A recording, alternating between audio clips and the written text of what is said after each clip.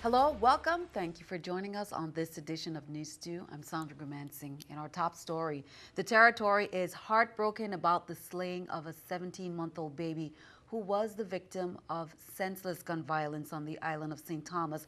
Virgin Islands Police Department Assistant Commissioner Curtis Griffin held a press conference to assure the community that this tragedy is being investigated and that the residents of St. Thomas can help. Richard Dorsey files this report. The press conference held by Curtis Griffin, Assistant Commissioner to the Virgin Islands Police Department, shared information on the case in regard to the 17-month-year-old who died because of a shooting on the island of St. Thomas. On behalf of the Virgin Islands Police Department, our condolences go out to the family and the victims and the community. And as part of our ongoing process, we're forging relationships with the community. The Virgin Islands Police Department encourages the community to step forward, as seen here by St. Thomas Police Chief Marsh.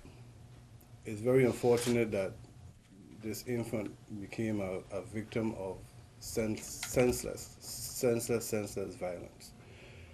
I guarantee you that VIPD is and will be actively following up each and every lead that we receive. But again, of course, we have to reach out to the community and ask the community for the help, because each and every one of these individuals that are committing these acts, they have family members, they have relatives, they have friends that know what they're doing. So we need the community to come out and assist us in these investigations. Violence. We know that sometimes you might be fearful in calling in. We have Crime Stoppers. We have other officers that call a friend, call an officer, call somebody. Give us the information we need so we can put these people behind bars. Because without your help, we need your information to link whatever evidence that we may have. Richard Dorsey, News 2.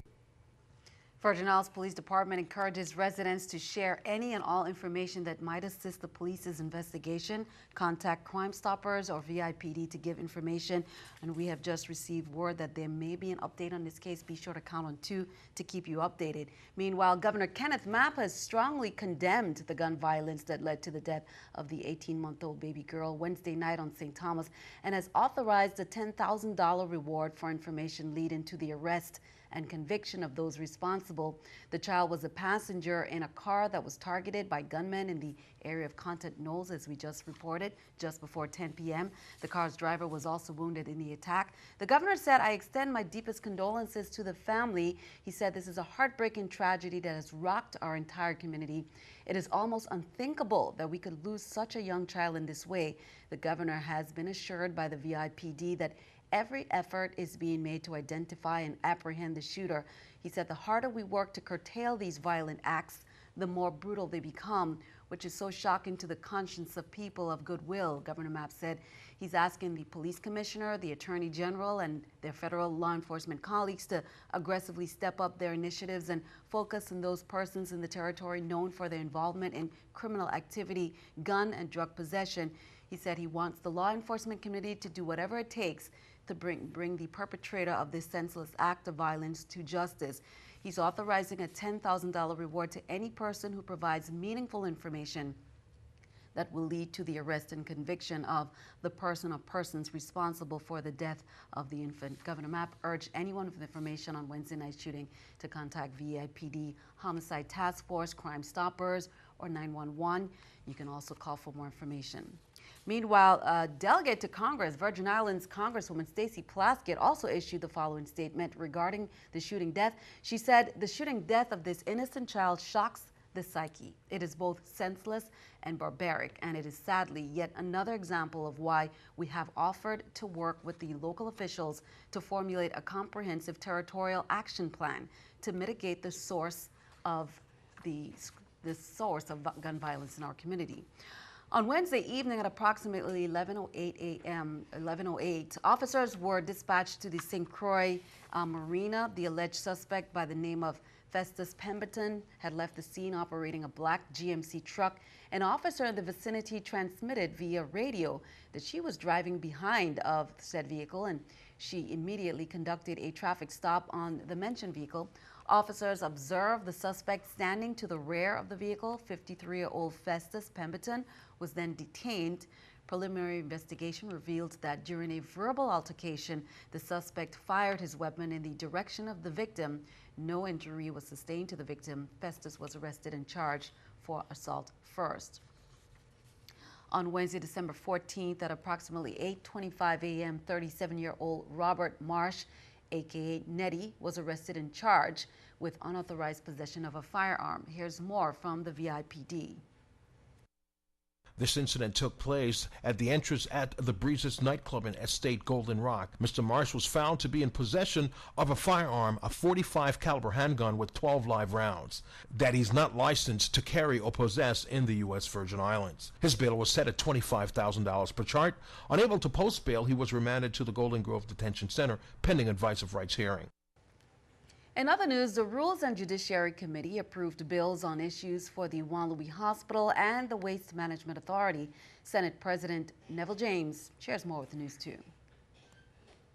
As it relates to WMA, it was brought to our attention that there were negotiations with the Office of Collective Bargaining.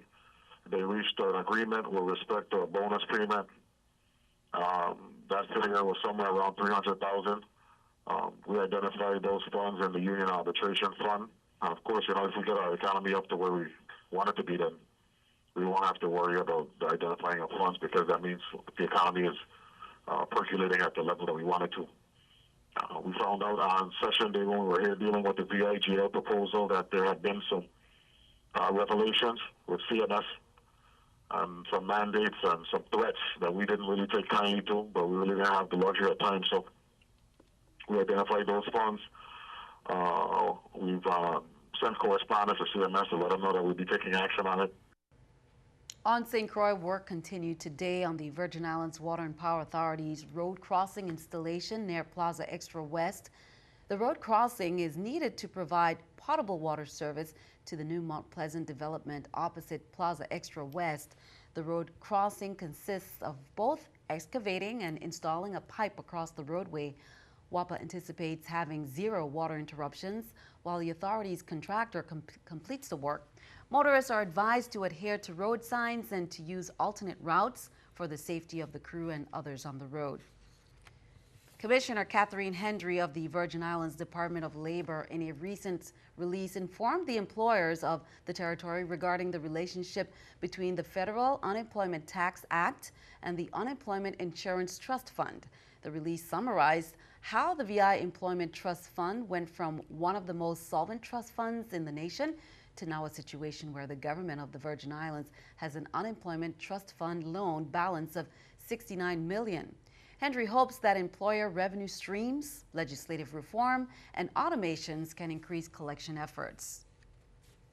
Well, there's more than one reason why the president-elect is concerned about Russian hacking. U.S. intelligence agencies believe Russia engaged in hacking during the presidential election. After months of dismissing those assessments, a source with Donald Trump's transition team now says the president-elect is concerned about those findings. At the same time, the source adds that Trump and his team are also concerned that the issue is being used to delegitimize his victory. Keeping our eye on the economy, Amazon's drone delivery service is up and running in England. Last week, the company used its drone to deliver an Amazon Fire streaming device and a bag of popcorn to a customer in Cambridge. Amazon says it took 13 minutes from order to delivery. For now, the trial service is only available to a few customers near the company's British facility. Amazon expects to expand the robotic delivery program to more customers in coming months. Here's a look at the stock market watch at the New York Stock Exchange. According to it there, the Dow up 59, NASDAQ up 20, and S&P 500 up at 8. Coming up on NEWS2, 'tis the season for giving, and an anonymous donor gave in a big way to many customers at Kmart who are calling the gift a Christmas miracle. That's coming up.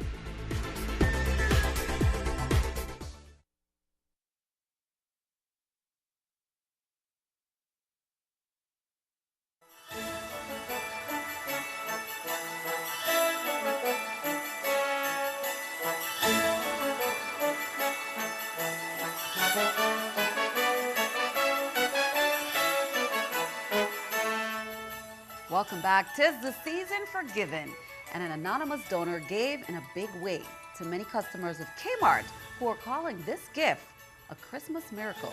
Here's more.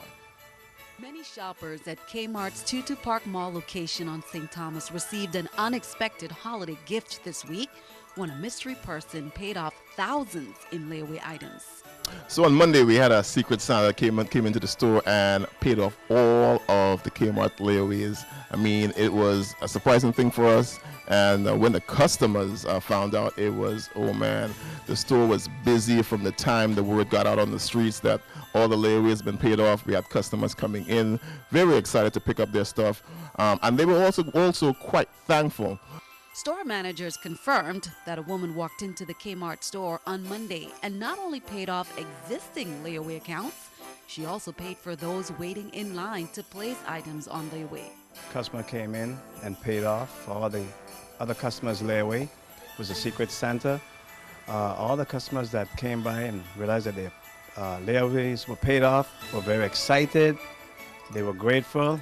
And one customer said to me to make sure to tell the customer, the Secret Santa, that they appreciate what they did. Kmart is keeping the woman's identity private and the exact amount of the sizable gift. Last night I was on Facebook and I saw somebody posted that a Secret Santa came to Kmart and they was paying off for stuff that was placed on layaway. So first I thought probably it was just toys for the kids. But then I inquired on Facebook and they said they paid on everyone layaway. So I came in this morning and realized it's not fake and it's true. Though many do not know the identity of the donor, one thing is certain. This Secret Santa has touched the lives of many. And here is my Samsung 32-inch TV. And I'm happy so I can look at it tonight. And I want to thank whosoever provided this opportunity so I can have my TV to look at tonight instead of waiting the extra 6 weeks that I had to put it on layaway. Thank you. What a great story. Layaway, of course, is a popular way for financially strapped shoppers to put a deposit on their holiday gifts and pay off the balance throughout the season. Now, store manager Brenda Burrows says the store gets a secret angel every year, mostly for those with delinquent accounts and those buying toys for children. But this time, it was for all layaway items. If you have something on layaway, you're asked to bring your ID and pick it up by the close of business on Sunday. Now, this is not the only story of its kind. Nearly 200 shoppers at a Pennsylvania Walmart received an unexpected holiday gift this week when a mystery person under the name Santa B paid off $46,265 in layaway items. The world's largest retailer on Friday confirmed that a woman walked into the Walmart store in Everett, Pennsylvania, handed over a check to pay off the balances on 194 layaway accounts. This is the third consecutive year Santa B has paid off the accounts in that Pennsylvania store. Though the retailer does not know the identity of the donor, the checks are always signed by a man. His staff calls the selected store a few days in advance and receives the final dollar amount from a Walmart employee closer to the time the gift is delivered. This year's donation is the largest amount a Walmart store has received so far this season. Well, some children were treated to a little magic, some Disney magic. Compliments of the Florida Caribbean Cruise Association gift project. The Disney Cruise Line hosted the annual Children Christmas Party for children in foster care and students who attend the Head Start program. They met the characters and received gifts. Here's more. This is their 15th year putting this event on for more than 150 Head Start and foster care children. And it was a spectacular event. The children were engaged. The teachers were. I think everybody was engaged. I was engaged. And it was just a wonderful event. Now, what a wonderful way to start the holidays here with our children, our most prized possessions. And to that end, I want to just thank all those that made it happen.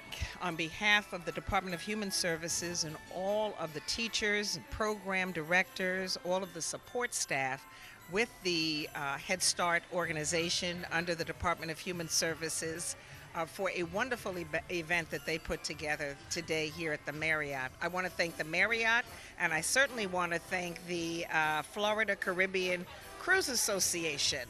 the gift project in retrospect with the Department of Tourism. I believe in this program wholeheartedly.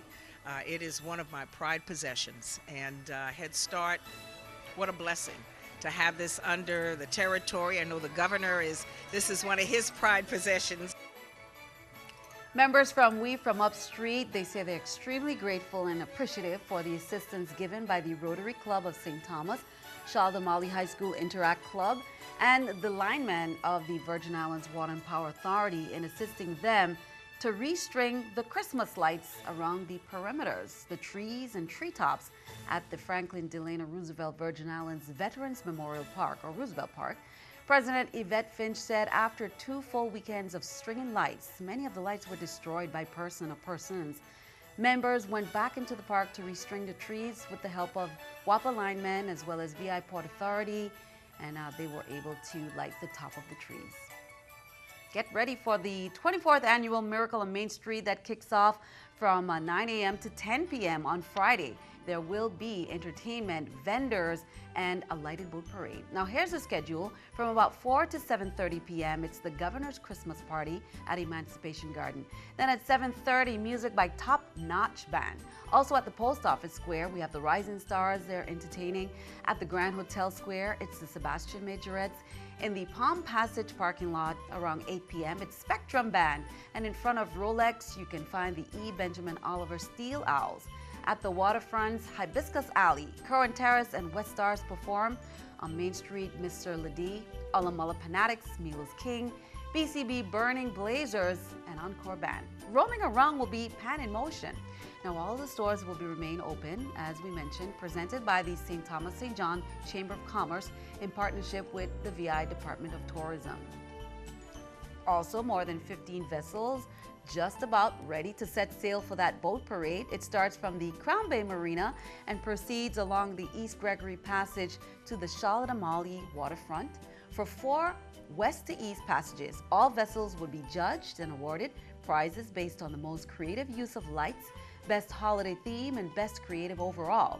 It starts at 6:30 p.m. in conjunction with the Miracle on Main Street, so be sure to get there early and secure a great viewing spot right there along the waterfront.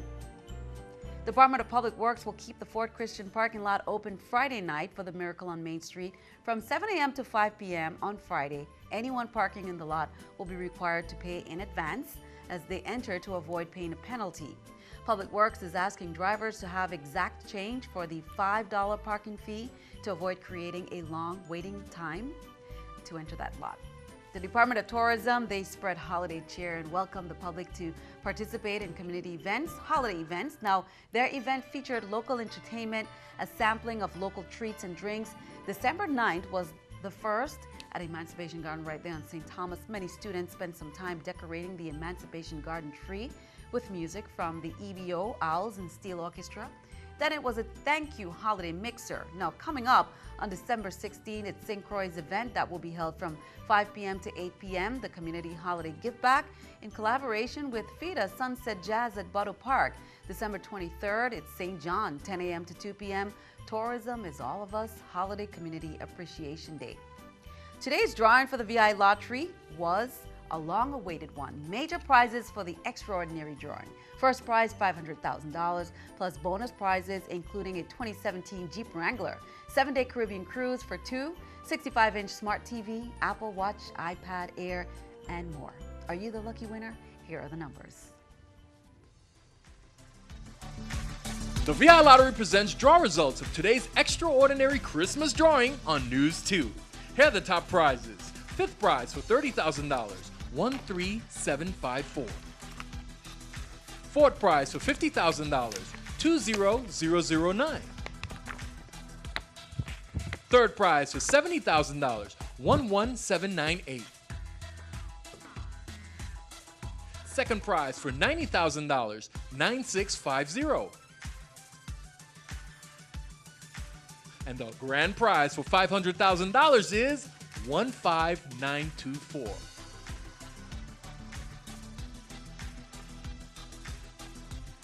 Bonus prizes: an Apple iPad, 14542.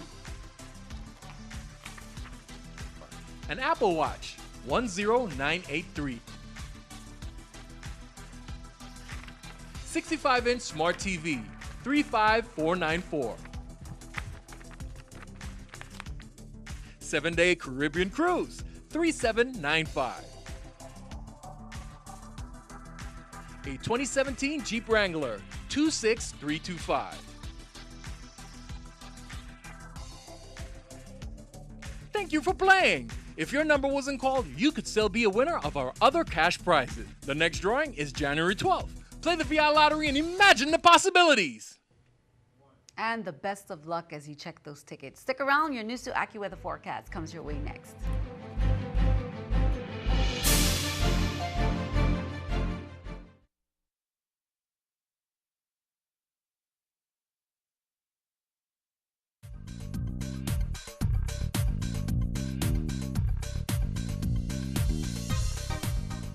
And the quiet weather conditions expected to hold up as we continue through this weekend. Good evening to everyone in the Virgin Islands. I'm Stephanie Yomo. As we check out your current satellite here, notice not a whole lot going on in the Central Caribbean back into the Lesser Antilles. We do have quite active conditions, though, as we move up to the north there in Bermuda due to a storm system approaching them. But much of the Caribbean relatively quiet as we progress throughout the rest of tonight. And as a matter of fact, into the day on Friday as well. We actually have a high pressure system that has shifted a little bit out toward the east. This has allowed for the trade winds to become light to moderate. We do have the chance for a couple of quick moving passing showers as we continue Friday and of course throughout parts of the weekend. So for tonight, just patches of clouds. All in all, temperatures will be back down to at around 76 degrees. A few showers cannot be ruled out, of course. Also for tomorrow, if anything, it will be passing in nature, brief, a quick mover. Partly sunny skies in St. John's. Temperatures will be at 86 degrees there. Also in St. Thomas, under a mix of sun and clouds throughout much of the day, as well as in the area of St. Croix, where temperatures will be at around 86 degrees around this area as well, with a chance to see a shower or two in the vicinity here. So your marine outlook, the Atlantic side of things, waves we're talking about 3 to 5 feet with that easterly flow, 10 to 15 knots. And if you are doing some boating here on the Caribbean side, we're talking pretty much very similar marine forecast, waves 3 to 5 feet with that easterly flow, 10 to 15 knots here. As we check out your extended outlook as we head into the weekend, just a couple of showers passing in nature once again. It's going to be very mild Saturday and Sunday, and we'll keep those temperatures in the 80s as we head into early next week, Monday and Tuesday, with partly sunny skies and, of course, that small chance to see a passing shower or two in the area. Sandy, back to you. Thanks for that. Let's take a look at our News 2 weather picture. A nice historic sugar mill right there by Saïd Jean-Baptiste of Ricardo Richards Elementary School. And she included the sunshine. Thank you for that. Send us your News 2 weather picture to the address on the screen. Be sure to include all the information we need and then tune in to see it right here on News 2. That is all for now. We thank you for joining us for all the latest. I'm Sandra Mansing. Have a wonderful evening.